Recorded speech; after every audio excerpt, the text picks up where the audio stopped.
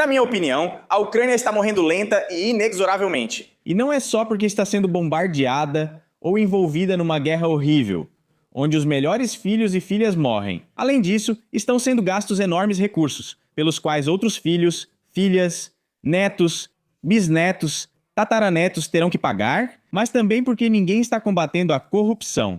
Ela corrói nosso país por dentro, por fora, de cima a baixo, de um lado ao outro e até na diagonal. Bem, e um bom indicador do que está acontecendo é, na verdade, não o fato de que Ermak foi solto do centro de detenção, onde aliás ele ficou pagando, era um quartinho com ar-condicionado. Eu acho que com serviço de primeira, lagostas, o que você quiser. Agora vamos dar uma olhada no que aconteceu com o navio-restaurante de Yanukovych, que se chama Galeon. Yanukovych, ou seja, ele fugiu ou foi expulso, pode-se dizer, e os bens foram expropriados, contando. Eu me lembro daquela loucura de dizerem que caminhões Kamaz levavam dinheiro em espécie para fora do país. Imagine só, caminhões Kamaz transportando o dinheiro em espécie de Yanukovych para o exterior. Era isso que diziam na época. E o povo acreditava nisso, e tomaram Mezigori e aquele restaurante e tudo mais. Mas esse restaurante chamado Galeon, pode-se dizer que é exatamente como o Iate Pobeda, sobre o qual falei muitas vezes, das aventuras do Capitão Wrangel, do desenho animado soviético, do qual caíram as letras P e O. E acabou virando problema. E agora nosso problema é o quê?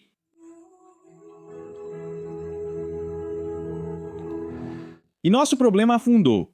E pode-se dizer que da mesma forma está afundando tudo isso que é estatal. Tudo o que está acontecendo agora, porque tomaram para si. Mas fazer, o que fazer com isso? E ninguém quer isso, bem, é patrimônio do povo. Mas deixa pra lá, que afunde, que se dane, tanto faz. No fim das contas, os corruptos continuaram sendo corruptos e o patrimônio acabou não ficando com ninguém. E a mesma coisa, tenho certeza, acontece com muitas outras coisas que eles nacionalizam e dizem: agora vamos levantar isso, vamos transformar no que há de melhor, como a Suíça, ou o Japão, ou a França, com a Alemanha juntas, ou até os Estados Unidos. Ainda vamos alcançar, ultrapassar, voar por cima, passar na frente, pular por cima, mas de alguma forma não dá certo. Talvez seja porque o povo é ruim, provavelmente existem esses gestores, mas eles são poderosos, só que o povo é ruim. E depois? Depois vem mais uma catástrofe. A Ucrânia ainda não recebeu aqueles 90 bilhões de euros, que deveriam ser liberados em parcelas, e não recebeu porque a UE e a Ucrânia não assinaram 3 documentos necessários para conceder o crédito a Kiev. Esperávamos receber o dinheiro no início de junho, mas a transferência ainda não pode ocorrer. A União Europeia e nós precisamos aprovar o programa de assistência macrofinanceira ligado às reformas e à situação da Ucrânia. Ocorreu como previsto, como diriam os ucranianos sinceros. O que mais depois? Bem, vou contar.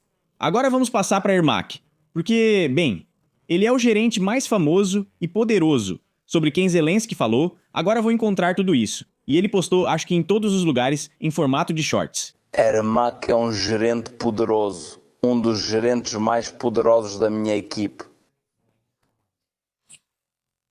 Esse, enfim, Odon, ele é um gerente muito poderoso entre os gerentes poderosos.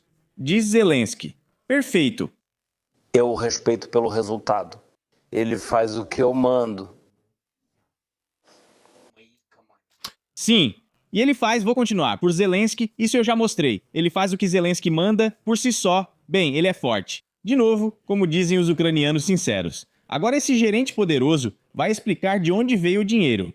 Ele mesmo é pobre, como diz, não tem iates, nem navios, nem fábricas, só tem um pouco de dinheiro que foi depositado em nome dele. Então, uma parte significativa dos 140 milhões de hryvnias, pelos quais foi possível tirar Ermak do centro de detenção, onde ele passou todo o fim de semana, foi garantida por 7 empresas privadas, que no total transferiram mais de 94 milhões de hryvnias. E isso é até mais do que o necessário. Eu não sei no que estavam pensando quando transferiram. Mas ao que parece, Zelensky deu a ordem para tirar meu amigo, camarada e irmão, e outros desses das masmorras, e vamos salvar essa pessoa. A maior contribuição foi feita por uma certa instituição de pesquisa científica e perícia judicial. É assim que se chama a organização. Sinceramente, não sei, é como chamar uma máquina de máquina de lavar, mas no geral, sim, também dá para chamar uma loja de loja. Tipo, loja de eletrodomésticos para venda de máquinas de lavar. necessárias em casa para lavar roupas. O nome é bom, a empresa é boa. Dizem que essa empresa, bem, aqui não está dito, né? Foi organizada, ela foi fundada em 2017. Até setembro de 2025, participou de licitações e depois disso, enfim, começou aquilo tudo. Depois, a administração especializada Stroeletromontage de Dnipro contribuiu com 32 milhões de grivnas, ou seja, claramente está ligada ao Ermak. E depois a associação de advogados, delega, enfim, o nome é complicado, nem vou tentar. Isso foi 14 milhões de grivnas. Outra empresa privada, que trabalha com comércio de automóveis, transferiu 10 milhões de grivnas e a associação de advogados Advocat depositou 4 milhões de grivnas. Ótima escolha de nomes, aliás, parece que todas essas empresas foram nomeadas pela mesma pessoa. E 4 milhões de grivnas vieram da empresa de logística de Odessa, Arena Marin. Enfim, Arena.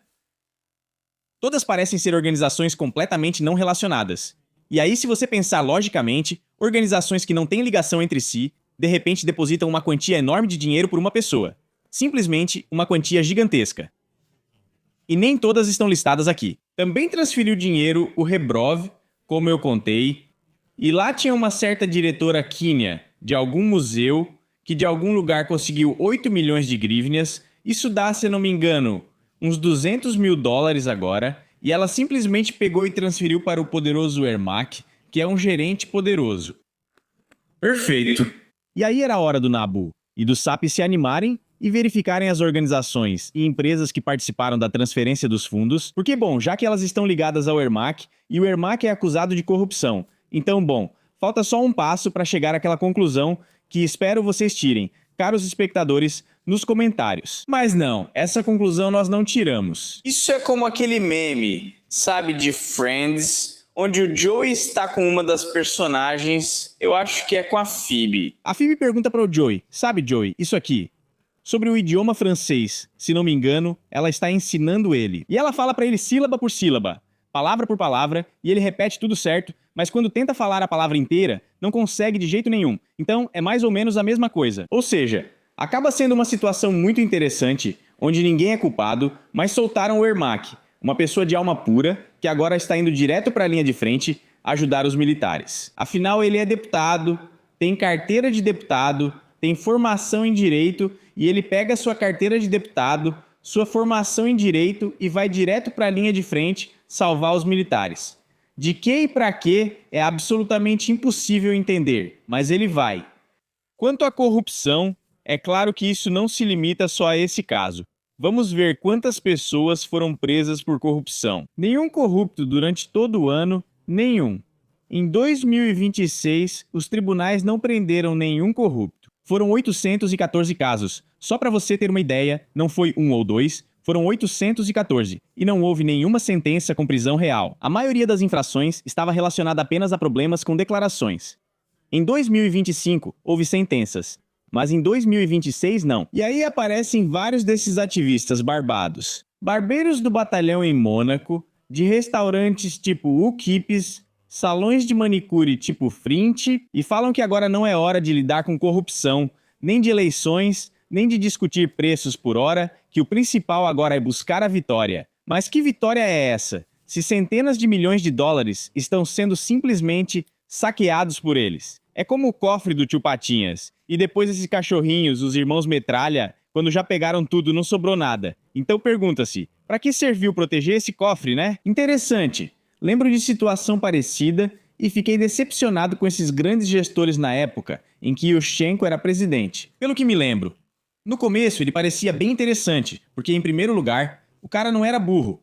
Bom, pelo menos naquela época, não parecia ser burro. Quem ele era lá, chefe do Banco Nacional, se não me engano, presidente do Banco Nacional, ele era, ainda liderava mais alguma coisa, sabia inglês, parecia bem diante das câmeras, conseguia falar sem papel e, no geral, bem, não havia motivo para duvidar de que ele tinha, veja, experiência, administração de uma grande equipe desse Banco Nacional, além de conhecimento em economia. Mais uma vez, muitos achavam que ele ajudaria o país, porque ele é financista, economista, e agora faria daqui uma nova Suíça, enfim, continuamos brincando com esse assunto. E então, logo após a chegada de Yushchenko, ele mandou colocar um enorme mostrador na Praça da Independência e esse mostrador deveria mostrar quantos corruptos seriam presos. O que você acha? Quantos corruptos foram presos?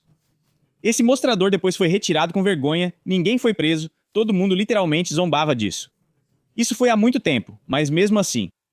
E parecia engraçado, mas já era triste, e ficou claro que ninguém iria prender ninguém. Por quê? Por quê? Porque nunca a mão direita vai bater na esquerda, porque elas pertencem a quem? A um só corpo, e esse corpo está ocupado com algumas tarefas nas quais participam tanto a mão esquerda quanto a direita. Por isso agora está acontecendo exatamente a mesma coisa, só que a situação no país está muito pior do que na época do mesmo Yushchenko. De Dábula, resumindo, e o que nos dizem aqui? Apenas 6 casos de recebimento ou oferta de suborno foram analisados nos tribunais, e todos os suspeitos acabaram recebendo multas. Também ficou claro que o número de casos diminuiu quase 1/3. Eram 1.109, agora são 814. E aí o que acha? Já que esses casos de corrupção, ou melhor, o dinheiro da corrupção aumentou, mas os casos de corrupção diminuíram, bom, faz sentido, né? Não, claro, não é ilógico. Mas é exatamente disso que estou falando. A corrupção simplesmente corrói o país por dentro. Como a ferrugem corrói alguns objetos de metal, é mais ou menos assim que a corrupção corrói, só que ainda mais...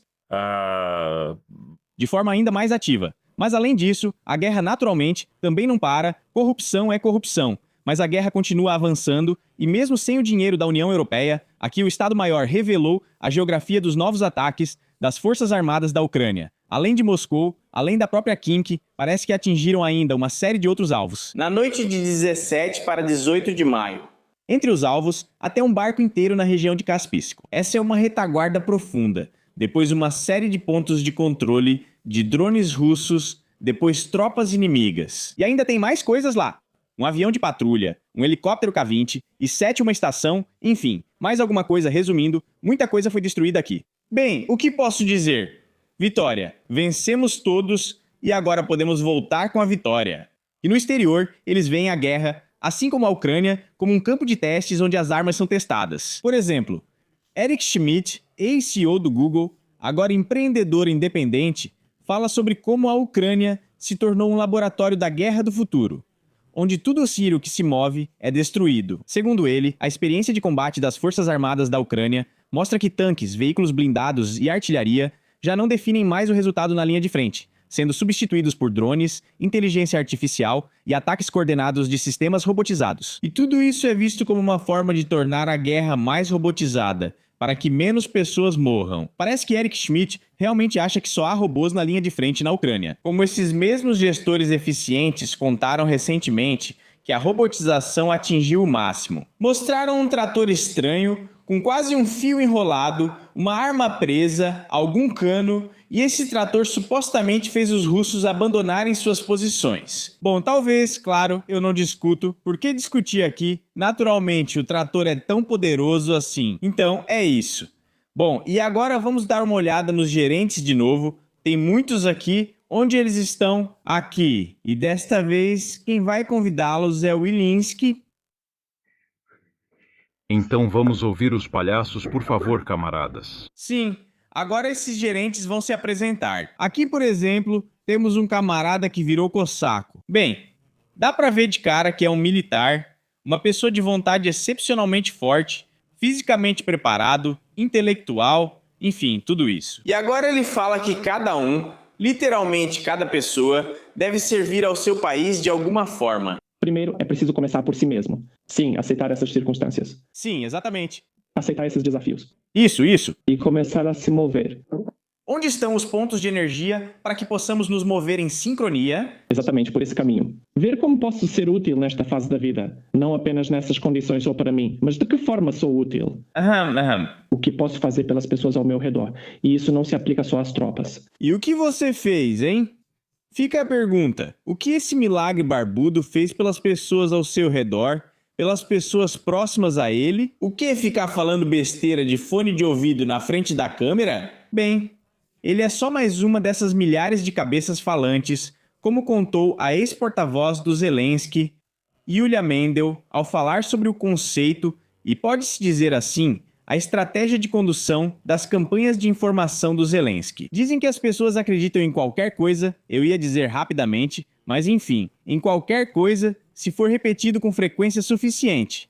E se isso for repetido por 1000 cabeças, bem, uma dessas 1000 cabeças, aparentemente, traz benefícios para o Zelensky. E como o Zelensky é o Estado agora, então é o Estado que se beneficia. Nós temos o Fursa, ou seja, que agora vai criticar a própria Yulia Mendel. Fursa, filho de general, não serve ao exército, virou economista, não militar, mas veja só, economista. E agora ele vai contar. O que há de errado com a Mendel?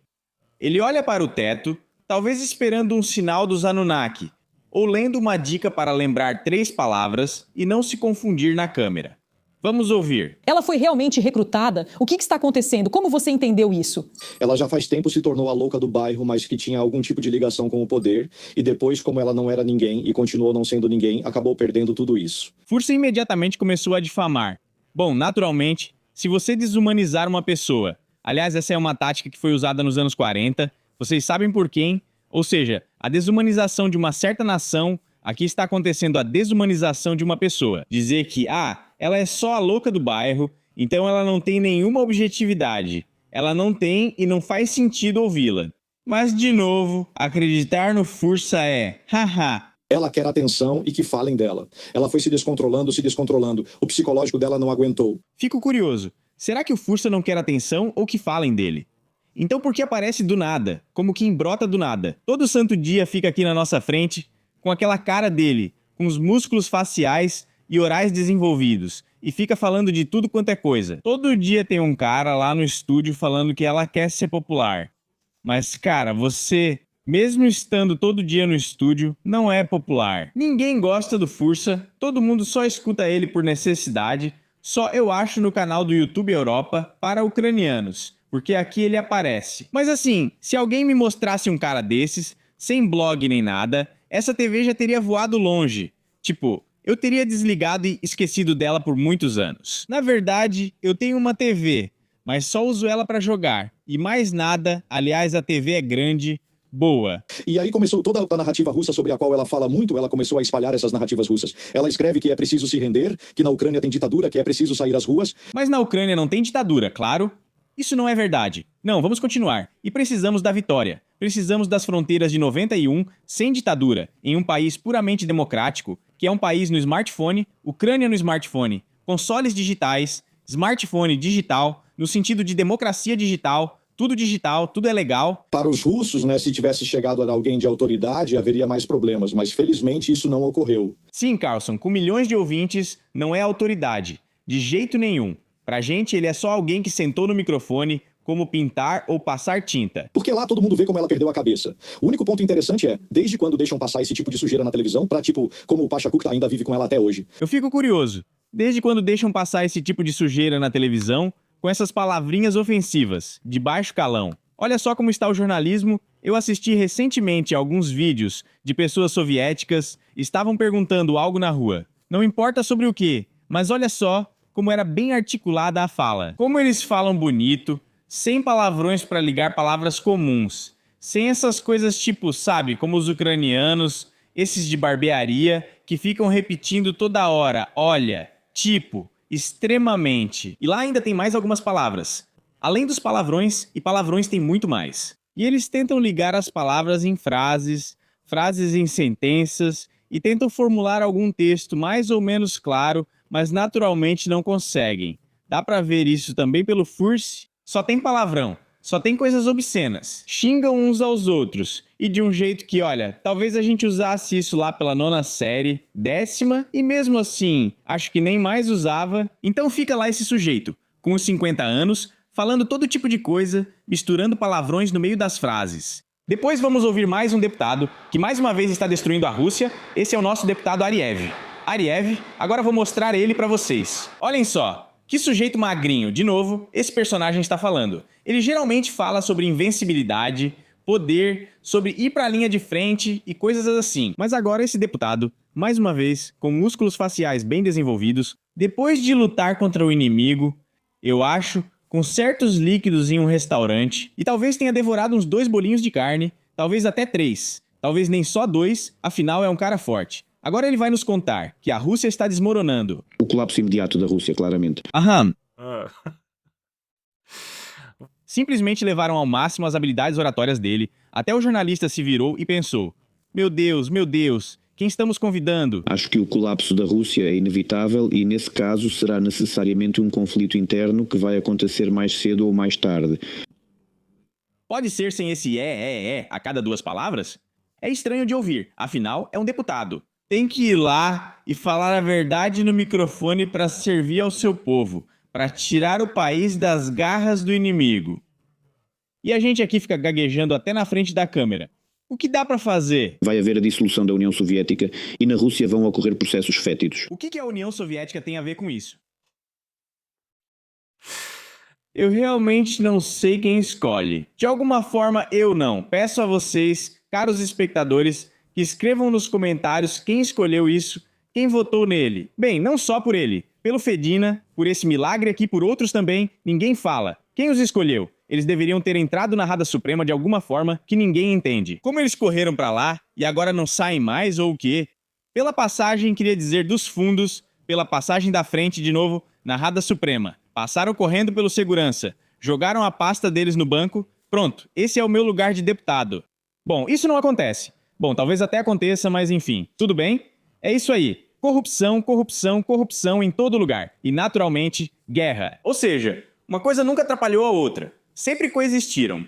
Tudo isso sempre se combinou das formas mais impensáveis. E agora temos esse punho forte contra os corruptos, os deputados e os ramos executivo, judiciário e outros do poder. Com essa bela deixa, tchau pra todo mundo. Homens de 40 anos geralmente têm família, filhos e alguns têm algum negócio. É preciso dar um pouco de tempo para resolver as coisas, passar os negócios adiante. Peço desculpas, faça um testamento e registre em cartório. Assim, se você morrer, sua mulher não precisará enfrentar repartições nem ficar sendo empurrada de um órgão para outro. Isso é um sinal de respeito pela pessoa que o Estado pede para ir defendê-lo.